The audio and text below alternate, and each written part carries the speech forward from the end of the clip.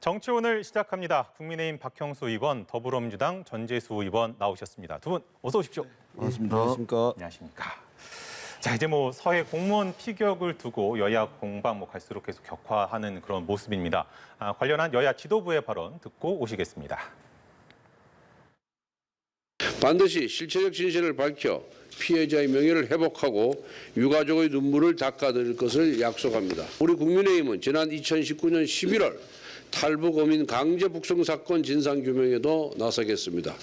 당시 이들이 귀순 의사를 밝혔음에도 우리 정부는 포승줄로 묶고 안대를 씌워 강제 추방했습니다. 여당이 생각할 때 아무 문제 없다고 생각한다면 공개하는 거 협조하겠습니다. 뭐 문제가 있어요?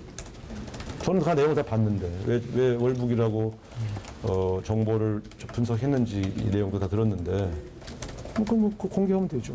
근데 당시 문재인 정부가 월북으로 조작해야 할 동기가 어디 있습니까?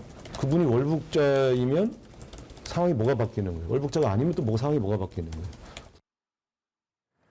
자, 국민의힘의 경우에는 내일 당 차원의 TF도 이제 출범을 그렇습니다. 하게 됩니다.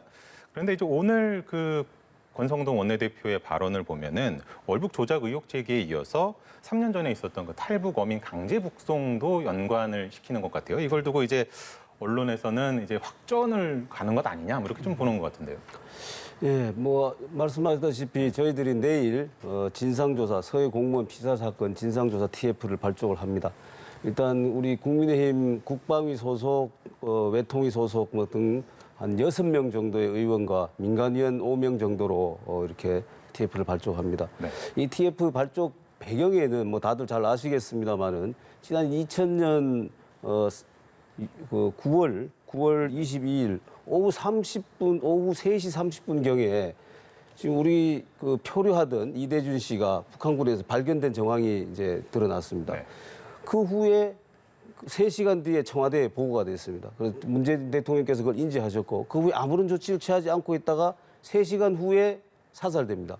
그리고 시신이 소각되고 11시경에는 밤 11시경에 또 그 사실까지도 대통령에 보고가 됐습니다. 그런데도 아무런 조치가 없었습니다. 최근에 지난주에 이렇게 국방부 발표가 바뀐 과정에서 청와대에 국가안보실이 개입했다라는 정황이 이제 발견된 거죠. 최초에 24일 날 국방부 발표를 보면 이렇게 되어 있습니다. 정확한 워딩이 북한이 우리 국민의 총격을 가하고 시신을 불태우는 만행을 저질렀다. 이렇게 얘기를 했다가 27일에는 시신 소각 추정, 정확한 사실관계 확인을 위해서는 공동조사가 필요하다. 이렇게 발표를 했습니다. 그 과정에 청와대의 국가안보실이 쟁점 사항에 대한 답변 지침이라는 걸 내려보내서 이렇게 바뀌었다는 것입니다. 그러면 저희들은 당연히 왜 이렇게 바뀌었을까? 그 원인이 무엇일까를 당연히 국민들의 의구심을 가질 것이고 저희 당 차원에서는 이것이 그날 예정돼 있었던 22일 밤과 23일 새벽에 예정돼 있었던 유엔 연설 대북 관련해서 종전선언과 관련된 이 연설과 관련돼서 이거를 축소시킨 것이 아닌가라는 의문을 당연히 제기하는 것이고 이런 부분에 대해서 저희들이 진상조사 특위를 통해서 충분히 규명을 하겠다 그런 취지입니다. 전재수 의원 답변 들어가죠. 일단 유엔 연설은 유엔 연설문은 그게 녹화가 된 거거든요. 네네. 녹화가 돼가지고 이게 지금 이제 서해 해수부 공무원 피살 사건 한참 전에 녹화가 돼가지고 유엔에 미리 전달이 돼야 됩니다. 그러니까 이거하고 어거지로 이제 끼워 맞추려고 그러다 보니까 사실관계가 완전히 틀린 말씀을 지금 하고 계시는 겁니다. 이 부분은 이제 사실관계를 제가 좀 바로 잡아드리는 차원에서 말씀을 드리고, 네. 저는 국민의힘이 참 이게 좀 너무 한가한 거 아니냐, 저는 이렇게 생각을 합니다. 일단 첫 번째는 우리 해수부 공무원 돌아가신 분, 이분 그리고 이분의 유가족분들, 이분들의 아픔, 그리고 이분들이 국가를 향해서 호소하고 있는 부분은 우리가 오롯이 그거대로 이 위로하고 또 할 수 있는 최선의 역할을 정부가 해야 된다. 이 말씀을 먼저 드리고, 그다음에 두 번째는 이게 국민의힘이 윤석열 행정부가 출범한 지 이제 한 달 됐습니다. 이게 전 정부와 어떤 차별을 하는 것 좋습니다. 그러나 어떤 국민을 위한 차별화 또는 지금 우리가 직면하고 있는 경제 위기를 극복하기 위한 차별화 또는 뭔가 일을 좀 더 잘하기 위한 차별화, 뭐 이런 것과 차별을 하려고 한다면 저는 이해를 하겠는데 도저히 정치의 영역으로 끌어들여서 정쟁으로 해서는 안 되는 국가 안보 관련 사항을 끌어들여서 정쟁을 벌이고 있는 겁니다.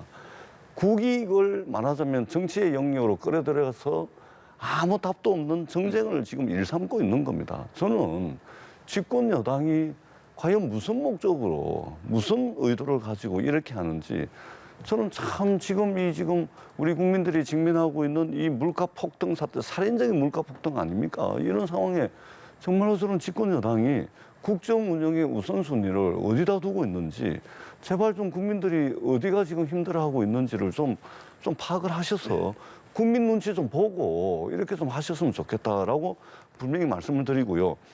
간단합니다. 뭐 TF 꾸린다 그러는데 그럴 필요 없습니다. 국회에 그때 당시에 보고가 됐던 국방부의 비공개 회의록이 있습니다.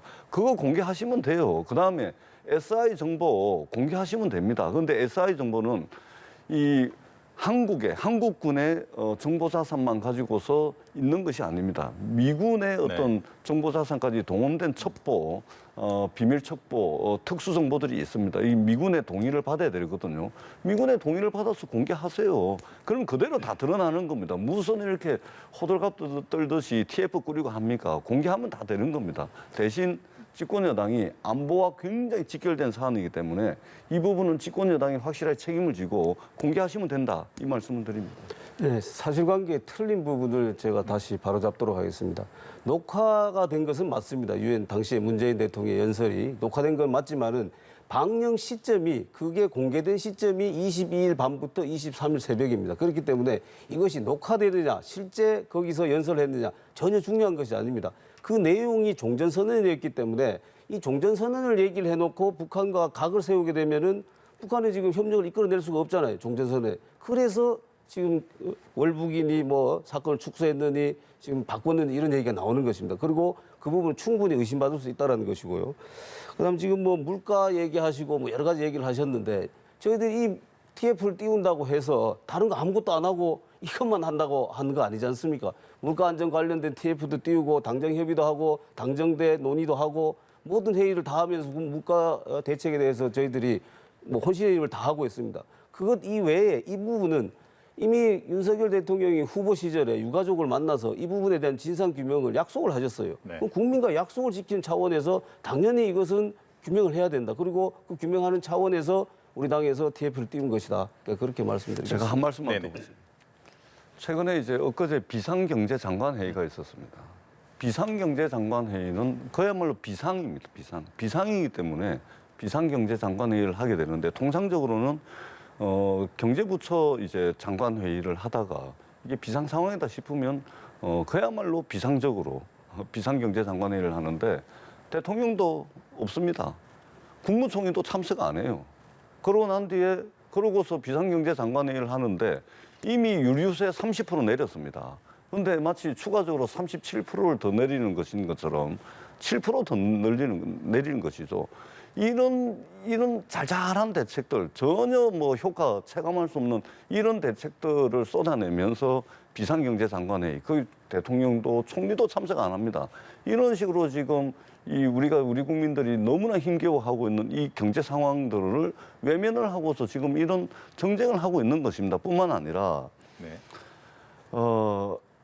적어도 이게 비상경제장관회의 정도 할 정도가 되면 예를 들면 단기 대책, 중장기 대책.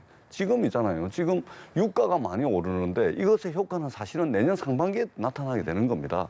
이런 중장기 대책까지 다 꼼꼼하게 해서 발표를 해야 되는데 지금 유류세 그동안 30% 내렸는데 7% 찔끔 더 내리는 거 가지고 이거를 무슨 비상경제장관의 결론처럼 이렇게 이야기를 합니다.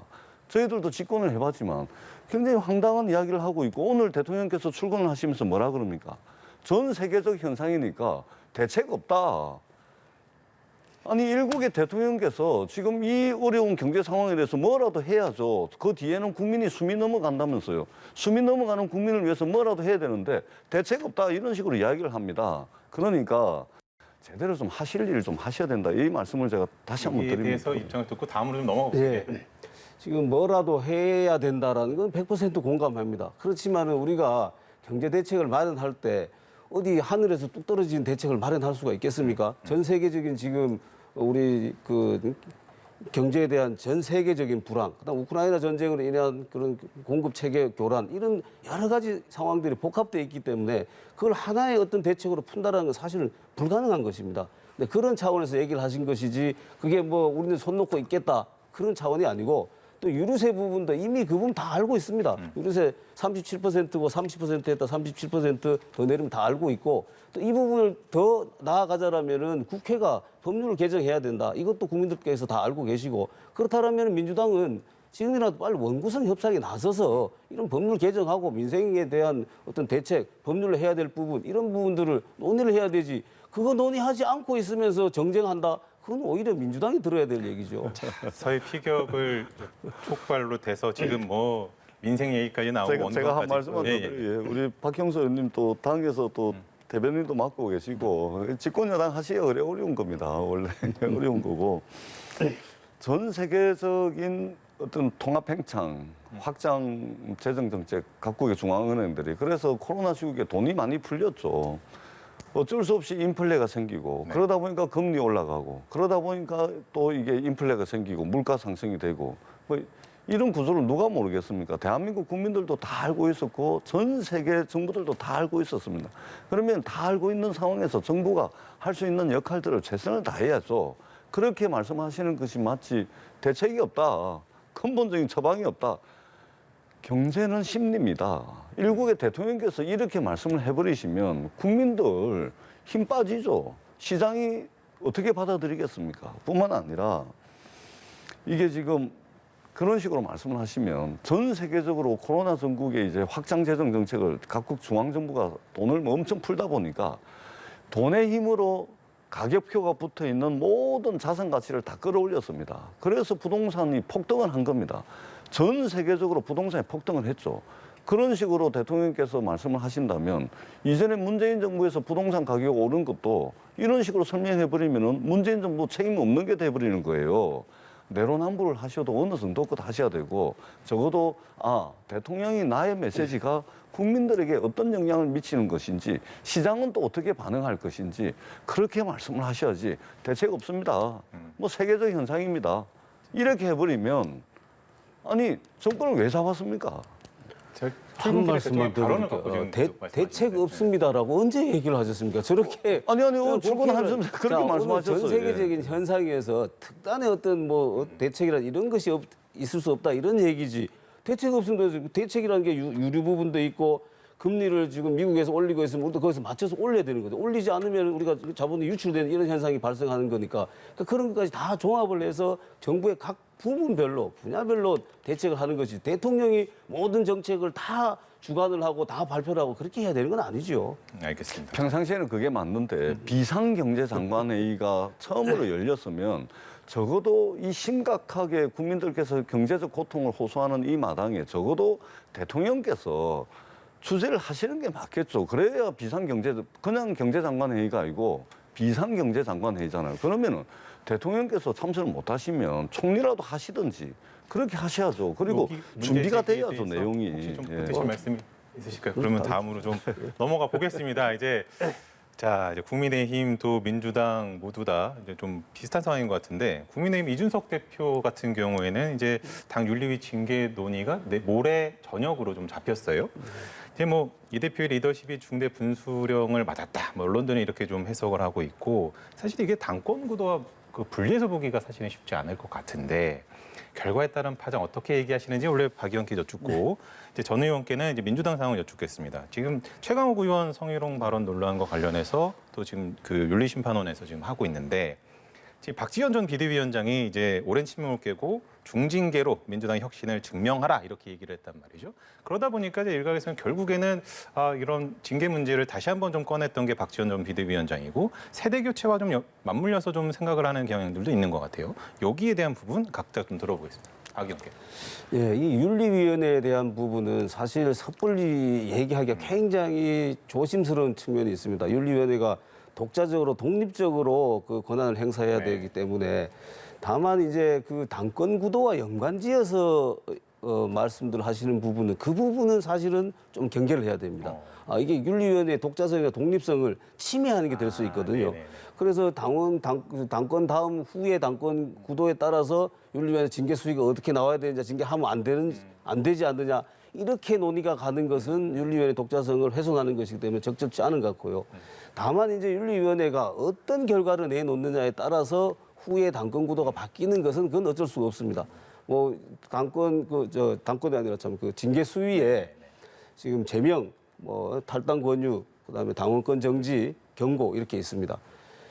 이 뭐 탈당 권유나 제명이 되면 그거야 뭐 더 이상 말할 것도 없겠지만은 당원권 정지가 됐을 때 이게 과연 그 기간 이런 걸 봤을 때 당권을 계속 유지할 수 있겠느냐 이런 문제가 또 생기고 사실상은 당원권 정지가 기간에 상관없이 그렇게 당원권 정지 처분이 내려진다라면은 당 대표로서 역할을 하기는 굉장히 어렵지 않겠느냐 싶습니다. 그럼 이걸 하나 좀 여쭤보고 싶은 게 그 이준석 대표는 과연 윤리위에서 징계를 결정할 권한이 있느냐 뭐 이런 것도 문제 제기를 하더라고요. 그거는 뭐 당연히 있죠. 그거는 모든 당원에 대한 그 당 대표라고 해서 예외이다라는 조항이 있으면 모를까 그런 조항이 없는데 당연히 당원에 대한 징계를 할 수 있는 게 윤리위원회죠.